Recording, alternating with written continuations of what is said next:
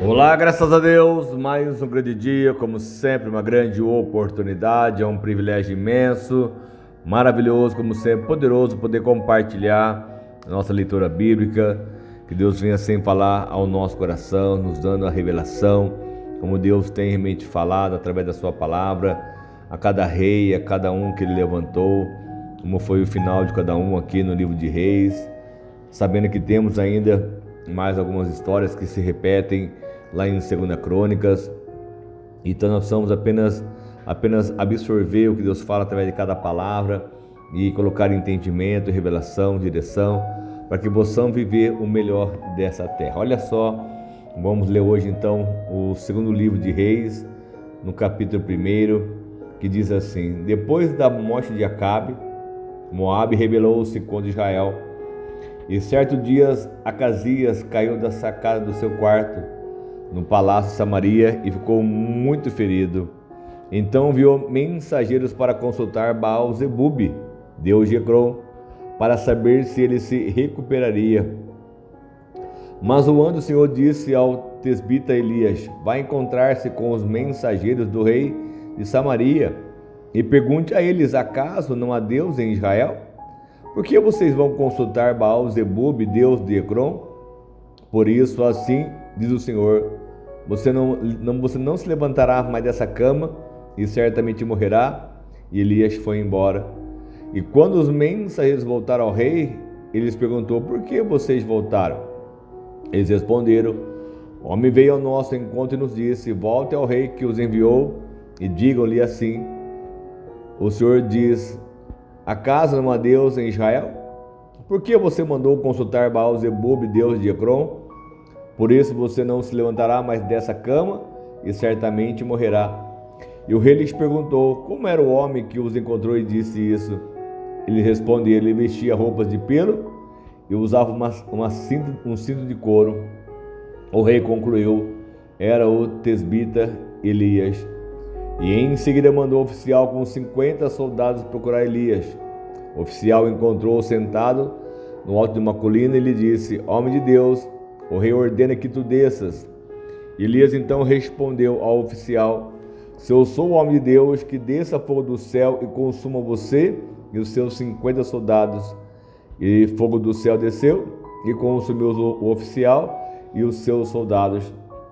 Depois disso, o rei enviou outro oficial com mais 50 soldados. Ele disse a Elias: homem de Deus, o rei ordena que tu desças imediatamente. E respondeu Elias: se eu sou o homem de Deus, que desça fogo do céu e consuma você os seus 50 soldados. E de novo então o fogo do céu desceu e consumiu o oficial e os seus soldados. Olha como que esse homem de Deus chamado Elias, conforme a sua palavra vinha, e era uma guerra, uma luta contra esses reis que não aceitavam a mensagem de Deus, a sua palavra, enfim. E quando ele era confrontado, ele clamava ao céu, clamava a Deus, e Deus enviava conforme aquilo que ele mandava, conforme foi a água que realmente ela ficou sem chover 3 anos, depois mandou água e cobriu realmente toda a terra de Israel. E aqui ele disse: então o fogo do céu desça, e assim consumiu 100 soldados e 2 oficiais. Então o rei enviou um terceiro oficial com os outros 50 soldados. O oficial subiu ao monte, caiu de joelhos diante de Elias e implorou: homem de Deus, tem consideração por minha vida e pela vida desses seus 50 soldados, os teus servos. Eu sei que desceu o fogo do céu e consumiu os outros 2 primeiros oficiais com seus soldados.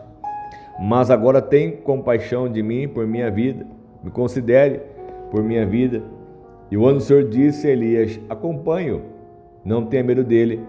Então Elias levantou, desceu com ele e foi falar com o rei. E ao chegar ao rei, disse assim o Senhor: acaso não há Deus em Israel? Por que você mandou consultar Baal-zebub, deus de Ecrom? Por isso você não se levantará mais dessa cama e certamente morrerá. E Acasias morreu conforme a palavra do Senhor anunciada por Elias. Como não tinha filhos, Jorão foi o seu sucessor no 2º ano do reinado de Jeroão, rei de Judá, o filho de Josafá. E os demais acontecimentos de reinado de Acasias e suas realizações estão escritos no registro histórico dos reis de Israel, que é o livro então de 2 Crônicas, que vamos estar lendo assim que nós encerrarmos o livro de 2 Reis. Olha só como que é fantástico a maneira e a forma como Deus trabalha e fala com os seus, como ordena, como dá a direção aos profetas, e como eles eram honrados através do próprio Deus, porque assim Deus ordenava e assim acontecia, conforme era só Elias abrir a boca e Deus assim confirmava a sua palavra. Então hoje não pode ser diferente, Deus tem que nos honrar mediante a nossa palavra, aquilo que Ele tem nos dado de direção e visão, para que possamos realmente viver sempre o melhor dessa terra. E aqui em 2 Reis, estão dando hoje, são 2 capítulos que vamos estar lendo. 2 Reis no capítulo 2, quando o Senhor levou Elias aos céus num redemoinho, aconteceu o seguinte: Elias e Eliseu saíram de Gilgal, e no caminho disse Elias: fique aqui, pois o Senhor me enviou a Betel. Eliseu, porém, disse: juro pelo nome do Senhor, e por tua vida que não deixarei ir só. Então foram a Betel. E em Betel os discípulos dos profetas foram falar com Eliseu e perguntaram: você sabe que hoje o Senhor vai levar para o céu o seu mestre, separando o de você? Olha só o que disseram a Eliseu: você sabe que hoje o Senhor vai levar para os céus o seu mestre e vai o separar de você? E assim respondeu Eliseu: sim, eu sei, mas não falem nisso. Então Elias lhe disse: fique aqui, Eliseu, pois o Senhor me enviou a Jericó. Ele respondeu: juro pelo nome do Senhor, e por tua vida que não te deixarei ir só. Desceram então até Jericó. E em Jericó os discípulos dos profetas foram falar com Eliseu e lhe perguntaram: você sabe que hoje o Senhor vai levar para os céus o seu mestre, separando de você?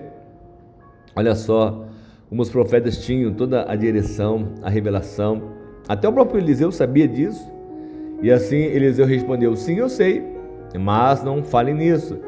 E em seguida Elias lhe disse: fique aqui, pois o Senhor me enviou ao rio Jordão. Ele respondeu: juro pelo nome do Senhor, e por tua vida que não deixarei ir só. Então partiram juntos. 50 discípulos do profeta o acompanharam e ficaram olhando à distância. E quando Elias e Eliseu pararam à margem do Jordão, então Elias tirou o manto, enrolou e com ele bateu nas águas. As águas se dividiram e os dois atravessaram em chão seco. Depois de atravessar, Elias disse a Eliseu: o que eu posso fazer em seu favor antes que eu seja levado para longe de você? E assim Elias respondeu: faz de mim o principal herdeiro do teu espírito profético. Ou seja, eu quero a porção dobrada do teu espírito. Faz de mim esse principal herdeiro. Eu quero a porção dobrada do teu espírito. E assim Elias disse: o seu pedido é difícil, mas se você me vir quando eu for de ti separado, terá o que pediu, mas do contrário não será atendido. E de repente, enquanto caminhavam e conversavam, apareceu um carro de fogo puxado por cavalos de fogo e o separou. E Elias foi levado aos céus no redemoinho. E quando viu isso, Eliseu gritou: meu pai, tu eras como os carros de guerra e os cavaleiros de Israel. E quando já não podia mais vê-lo, Eliseu pegou as próprias vestes e as rasgou ao meio.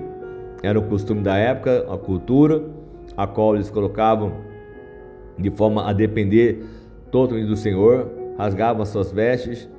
E depois pegou o manto de Elias que tinha caído e voltou para a margem do Jordão. Então bateu nas águas do rio com o manto e perguntou: onde está agora o Senhor, o Deus de Elias?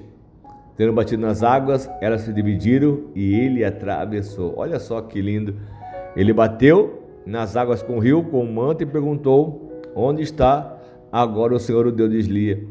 Então, como ele fez algo de coração e de alma, ele bateu nas águas e ela dividiu-se e ele atravessou. Você vê que Deus ele abriu o Mar Vermelho, abriu o Rio Jordão para Josué, abriu o Rio Jordão para Elias, para Eliseu. Como Deus ele faz coisas assim surpreendentes. E quando os discípulos dos profetas vindos de Jericó viram isso, disseram: o espírito profético de Elias repousa sobre Eliseu. Eles foram ao seu encontro, prostrou-se diante deles e disseram: olha, nós, os teus servos, temos 50 homens fortes.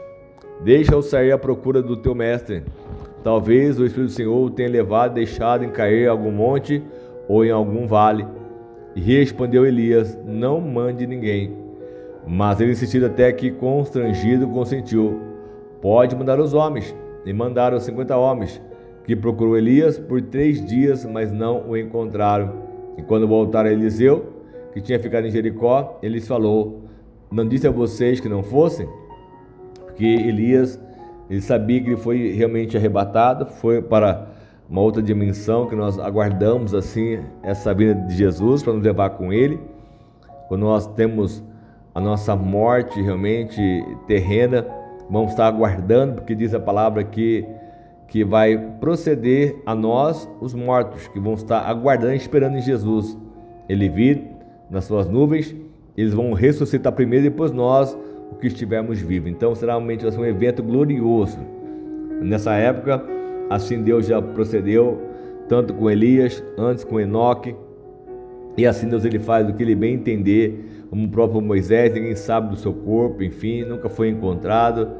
Então olha só, alguns homens da cidade foram dizer a Eliseu: como podes ver, a cidade é bem localizada, mas a água não é boa, e a terra é improdutiva. E disse ele: então põe um sal numa tigela nova e tragam para mim. E quando a levaram, ele foi à nascente, jogou o sal ali e disse: assim diz o Senhor, purifique esta água, e não causará mais morte, nem deixará a terra improdutiva. E até hoje a água permanece pura, conforme a palavra de Eliseu. Olha só que lindo, né? Como uma cidade ela foi curada, liberta, através de uma atitude de fé de um homem de Deus. Porque diz: nós somos o sal da terra. Então, se você puder realmente levar essa fé, essa ousadia, essa coragem às pessoas que são improdutivas, como pode ser mudada e ser transformada.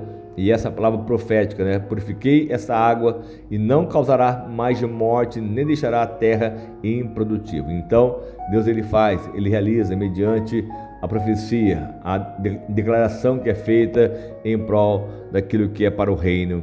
De Jericó, Eliseu foi então para Betel, e no caminho alguns meninos que vinham da cidade começaram a caçoar dele, gritando: suma daqui, careca. Olha só que situação, né? Como eu mesmo tenho a minha calvície, enfim.